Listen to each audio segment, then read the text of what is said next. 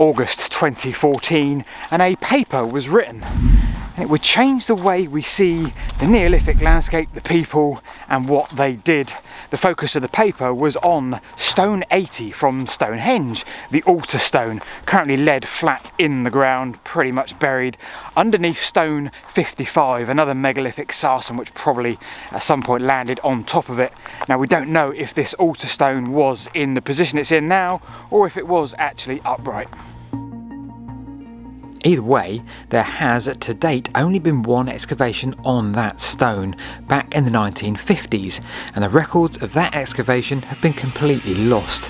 So when this paper was published in August 2024, it claimed two things. One, that this altar stone, weighing around 6 tonnes and around 2 metres in length, was sourced from over 750 kilometres away from its now location in the Stonehenge Circle in southern Britain. Its source was the Orcadian Basin in north-east Scotland. And two, that the difficult long-distance journey would have been made by the sea. Welcome to the story of the problem with the altar stone. So we've known for some time now that the inner blue stones of the Stonehenge Circle and Monument, well, they were quarried in South Wales in Preseli and likely moved overland either in one go from their quarrying position to where we see them today, or perhaps in stages and maybe used in other stone circles en route, laid there for centuries and taken up again and moved to where we see them today. But the outside ones, the huge megaliths that surround Stonehenge, well, let me just grab the camera. Well, those ones we now know were sourced from this exact valley that I'm stood in now. Not even 300 yards that way or 300 yards that way. This valley that I'm standing right now, owing to some very clever people at Brighton University led by David Nash, well, we now know that the megaliths of Stonehenge were sourced and quarried from right here in what is now the West Woods, 25 kilometres or so north of Stonehenge. But the altar stone? We never really knew. The best guess was South Wales. That was up until the last few years when Welsh sources were slowly being ruled out. But this new paper not only confirmed that Wales was not on the cards at all, but also told us we've been looking in entirely the wrong direction. The paper published on the 14th of August 2024 gave us the first clue in its title: a Scottish provenance for the altar stone of Stonehenge. Scotland. Well, that in itself was staggering, but the paper went further than that and highlighted an area of the old red sandstone of the Orcadian Basin, north-east Scotland. So this stone made this journey south from north-east Scotland. Now, whether it stopped along the way, we don't know, but nevertheless, north-east Scotland. As the crow flies, that's probably 700 kilometres, but it's not going to do it as the crow flies. It's going to be avoiding perhaps mountain ranges, natural features. What a monumental journey. Okay, so I'm not going to pretend to be anything. I'm not an archaeologist, a historian. I'm not academically trained. I guess I'm a storyteller on YouTube, and perhaps I'm like you because you clicked this video so you want to know about this story. Here we are in West Woods, and we had the problem of moving megaliths from here 25 kilometres south, but we're now talking about 30 times that distance, albeit with a 6-ton object rather than the 30-ton. So what I'm going to try and do is I'm going to put all of the sources, the original sources, which are quite complicated to read, in the description below so you can read them yourself and make your own interpretation. I'm also trying to use some modern academics and archaeologists' interpretations of those papers, if that makes sense. So let's try and unpick this. The altar stone itself is the only non-megalithic sarsen in that it's sandstone, so it is unique in that Stonehenge setting. We also don't know if it would have been in that recumbent sort of flat laid down position or if it would have been upright at any point. I doubt we're ever going to know that for the time being, but on to the study. There's a heck of a lot of words as I'm describing which I don't understand. I can't even pronounce, so we'll get to the important bit: the altar stone and Neolithic Britain. And they conclude the trace elements indicate that the altar stone of Stonehenge has provenance from the ORS in the Orcadian Basin of northeast Scotland. Such a transport for the Altarstone is difficult to reconcile with ice sheet reconstructions that show northwards movement of glaciers. And one more really key important sentence, we posit that the Altarstone was anthropogenically transported to Stonehenge from northeast Scotland, consistent with the evidence of Neolithic inhabitation in this region. So in other words, it was done by people, not by any ice sheets, glaciers, etc. Okay, it's time for a new segment called Advice You Didn't Ask For. When it's 0 degrees centigrade, don't sit your backside on a megalith, a sarsen stone. So that was it. That was it until 60 days later, when another paper was published by Science Direct, and this turns things on its head a bit, because the title was in the clue of the paper. Was the Stonehenge Altarstone sourced from Orkney?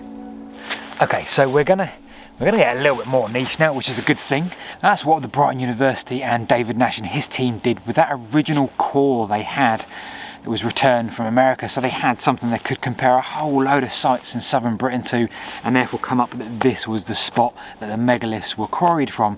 But we didn't have that luxury with the Altarstone. We just had what were seen, I think, as fragments. So this Science Direct paper, well, they used, and forgive me for using my notes, Raman spectroscopy and automated SEM-EDS, and that showed there to be no match between the Orkney samples and the Altarstone. And they went on to conclude that, well, that meant that the Altarstone unequivocally didn't come from Orkney. Now, all that does really is just rule that out. We still have northeast Scotland, maybe the Shetland Islands, I think, as a possible site. Well, that was that, but there was another significant problem. Problem number 2. I've recently read a blog from Brian John. He taught at Durham University and studied at Oxford, a geologist I figure. He cites a number of shortcomings in the recent publication from Richard Thomas, and I'll summarise them briefly. 1. They make no consideration as to whether the PXRF is a suitable method to conduct this study. 2. The samples taken meant the PXRF technique had to be used as no fresh core samples had been taken. English heritage would not allow it. 3. What is the evidence that these fragments did actually come from the Altarstone? That was lacking and again not addressed. Even if it was from the stone, it really needs to come from a core. Okay, so this goes on quite a lot. In fact, there's another 5 points. I'm not here to take sides. I'm not scientifically qualified in that way. There's a lot of geology and chemistry involved there, and it's not something I completely understand. It does, however, seemingly raise quite a few questions about the techniques used, and of course we do have a few luxuries missing, so we're not here to completely pick holes in it. Let me know what you think in the description below. And there was another significant consideration, and one that I am a bit more qualified to answer, purely because I've been doing this channel for 5 or 6 years, probably more. Come and take a look at this.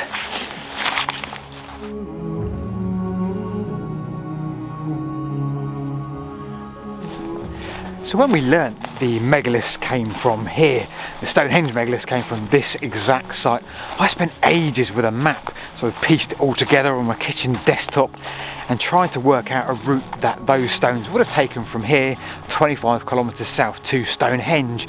Did they take the single most direct route, the path of least resistance, the most efficient? Or did they perhaps take the Avon? Not sure how a 30-ton megalith would sit in any raft or boat. Or perhaps they took their time. Perhaps they went via some sort of sites of importance to them, some long barrows, some significant hilltops. It's quite a mystery, and one that I really enjoy. Either way, we now have a significant new puzzle. We have a trip of over maybe 750 kilometres with a 6-ton stone. Now, you will recall the claim of the initial paper in August. That difficult long journey would have been made by sea. It suggests that one reason is because the land is heavily forested.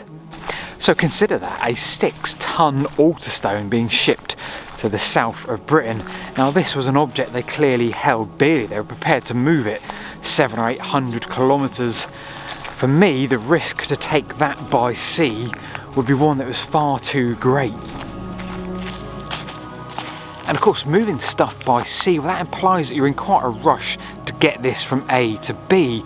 But let's consider the words of Mike Pitts, because he looks at it from a very different perspective, one that throws a whole new light on this. This would have been possible for the Neolithic people, and what's more, land transport allows for engagement with people and communities en route. The journey could have taken decades, pausing for a period, erecting in a place of significance before then maybe moving on, the end goal in sight that may have taken generations, and given Stonehenge the prominence in the landscape that underpins its importance, perhaps on a continental scale. So above all, this has been a fascinating paper. It really has. It's helped us understand a lot more about the Neolithic people. There were some flaws. I think Mike Pitts points out that when they did the press conference, the here is our article, well, there were no archaeologists present, and of course all the news outlets, the massive news outlets of today, well, they wanted to know more about the Neolithic people, the route they took. And of course I don't want to take anything away from that team, absolutely not. They're a lot more qualified than I am, and it's really helped our understanding of the Neolithic people, their ability to move a 6-ton block over 700 miles. It's really moved things forward and added another building block of our understanding of Stonehenge and its landscape, one that we'll probably never fully understand, at least in my lifetime. We just need more science and archaeology to understand that, and maybe we can ask English Heritage very nicely if we can have a little bit of a core of the altar stone. Now I know what you're asking, I know what you're thinking. In fact, you're thinking I want to know more about the Stonehenge Mystery House. Well, if you do, click on that link just there, and I'll see you next week. My God, it's cold.